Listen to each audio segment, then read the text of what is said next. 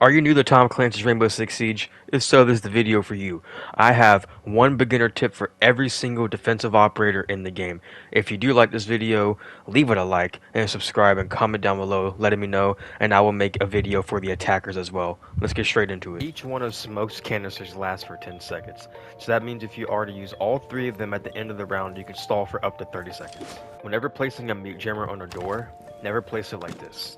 If you place it like this, the enemy can just look at it, shoot it with no problem. Instead, place your mute jammers like this, so that way you're still covering up the same doorway, and for them to destroy it, they have to swing in and destroy it. Never, and I mean never, place your castle barricades like this. This right here is quite literally the worst thing you can do. And do you want to know why? Because let's say I have a Vigil, Caveira, any type of roamer, and they need to come back up here to help me. Now they have to take down this whole barricade. Let's say they're the last one alive to 1v1. Now they're locked out. Instead, you want to use your castle barricades to like make little mazes off site. Unfortunately, I don't have any friends at all to help me show you this, but just take my word for it.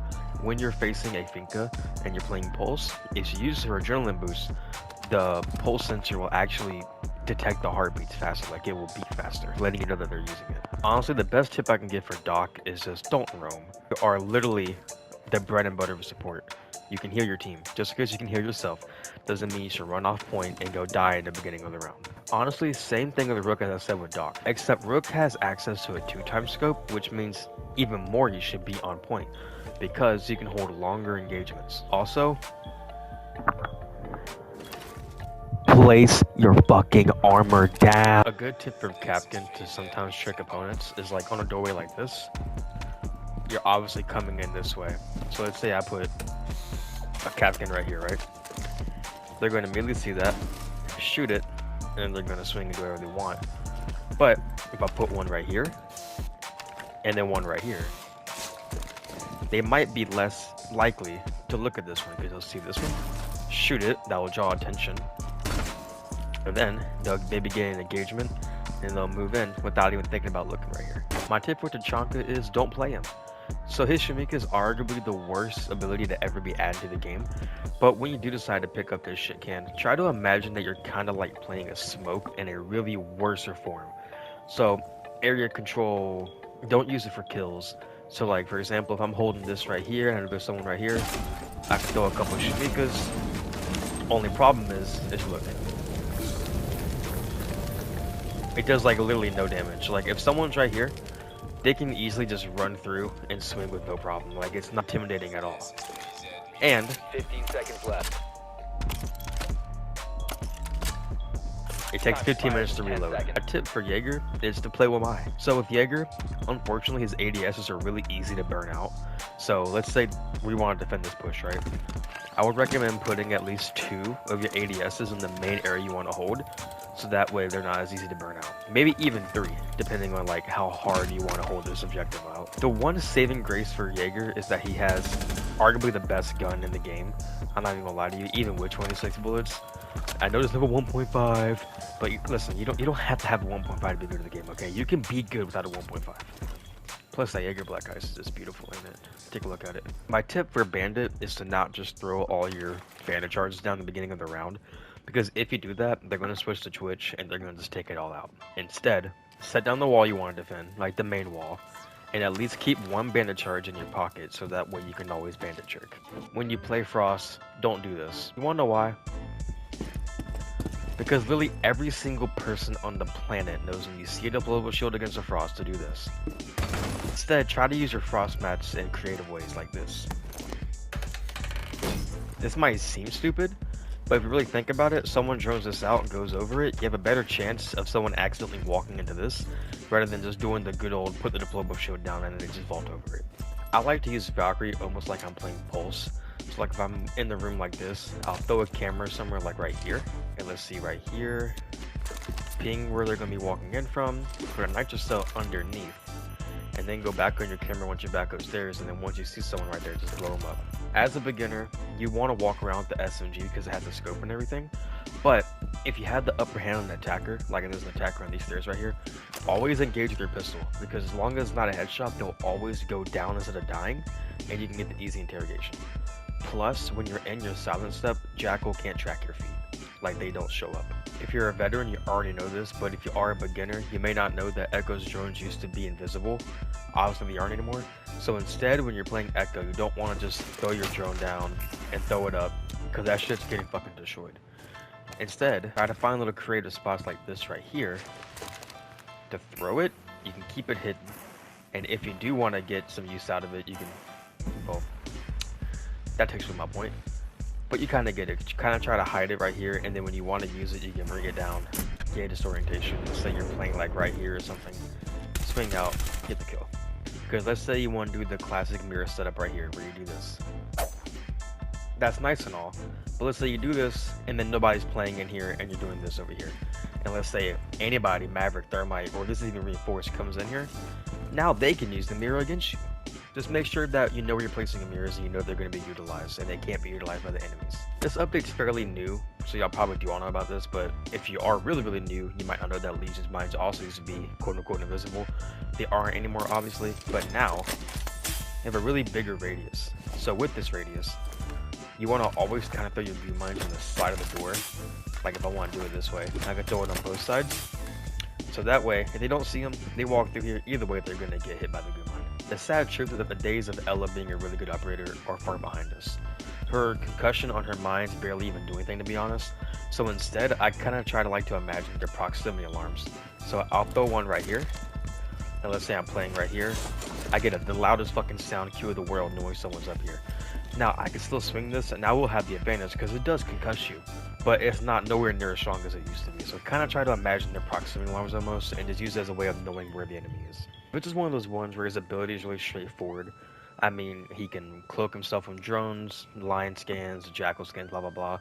There isn't really much I know what to say about him, besides the fact that only play him if you really love his gun. Because like, I really feel like there are other alternatives.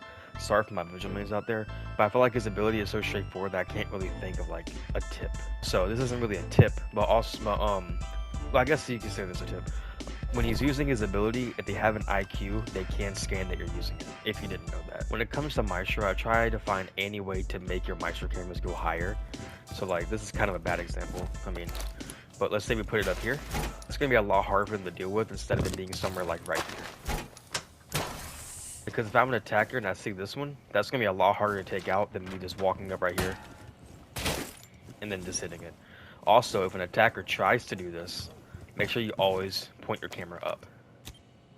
So now that my camera's up, there's no way that the attacker can just punch it. As you see, it's still up. And if they do punch it just like this and leave it be, you can still use it to shoot. You just have to open it. With Alibi, you don't really want to like just throw your Alibi prisms in the middle of nowhere, because anyone with half a brain is going to be able to tell that, like, you know, it's a Prisma, because you can see right there.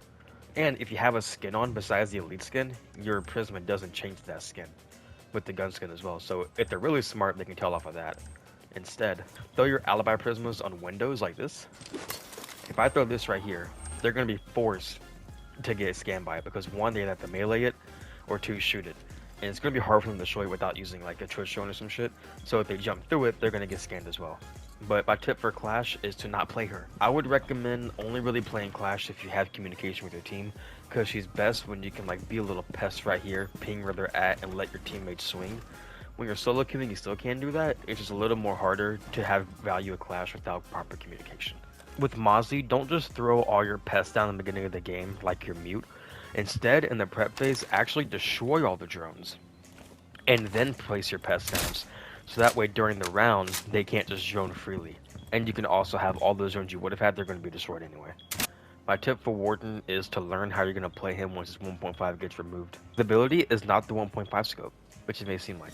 He has these glasses where if you click R1 or L1 or whatever, or if you're on the Xbox LB, he has these glasses, which makes it where he can't get stunned and he can see through smokes if he's standing still. I know that's a crazy tip, but a lot of people don't know about it. With Goyo, I like to place my canisters on windows/doors that they're going to have to open like this one. So that way, if we think they're going to come from over here, they destroy this barricade, no matter what, it's getting popped, and that's, I believe it's 15 seconds of the fire. So, and that one does damage, unlike the Shimika. But also make sure again you don't place them in spots where they can fuck you over. Like for example, let's say I wouldn't put one right here because people are likely to play in here. So let's say they do take over, like right here on the A site, they shoot this. That's fucking us over. That's not really a good spot for one. My tip for Wamai is to not place this disc really close to you if you can control it. Because for example, let's say I throw one right here, right? And I'm playing right here for some reason. This is an example. They throw a stun grenade right here. I'm still gonna get stunned because once the disc picks it up, it's still gonna stun me. Instead, if I was to throw it, let's say right here. Okay, it's covering both doorways. This one, I mean, they can see it, but it's just an example. And they throw it over here. Instead, it's gonna get caught over here, and it's gonna explode over here, meaning I won't get stunned in the process. Kind of like what I said with Vigil, Oryx has a really straightforward ability. I don't really know any tips, but I will say don't be afraid to like use your dashes and make rotation holes, because the damage you give him it isn't that significant. My tip for Melusi is to not put her devices in areas that are really exposed. Like for example, we put it right here. This is nice and all, but they come in, it's already wide open. They can shoot it easily. Instead, kind of try to like put it maybe like right here, right? You'll get the same value, but instead they have to kind of come up a little bit. It's not that crazy. She's kind of weak, I won't lie. But I mean, just with that little bit of time of that more, that could give you a chance to come out so you can get a kill. Gates aren't a lot set up, so you should be using your really, really nasty, hot, powerful fist to be making rotation holes, like so. And head holes. I wouldn't say put head holes here, but just an example. My tip for Thunderbird is to play Doc. Wouldn't place her devices like one here, one here, one there. Instead, I would put them all in like a safe spot. Like let's say this is the safe spot. Because one on their own isn't really going to do that crazy, but when they're all together, it's kind of like a safe point for them to get a bunch of heals. Kind of the same thing I said with Ela, with Thorn. Her gadget isn't that powerful. It's better than Ella's in my opinion, but I kind of like to use the proc stimularm again. So throw it right here, it goes off, I know they're going to be here.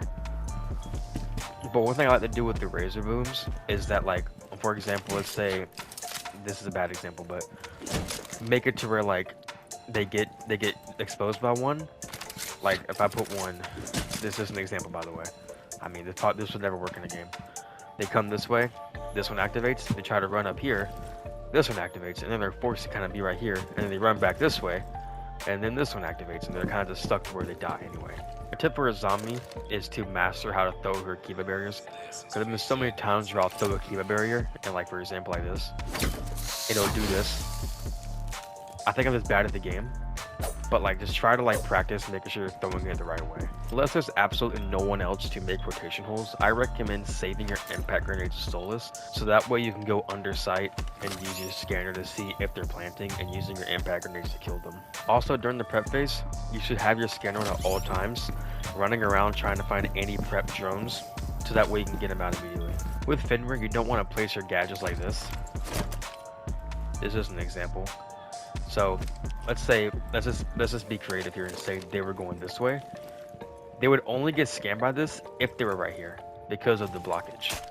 So instead, throw it like on the doorway like this, so that way you can actually get a full scan. Or in this example, you can kind of throw it higher, maybe up here. Yeah, that works. A tuber rouse freeze lasts 12 seconds. So let's say they're trying to get this wall open and I hear a thermite. I'll throw a tuber rouse freeze.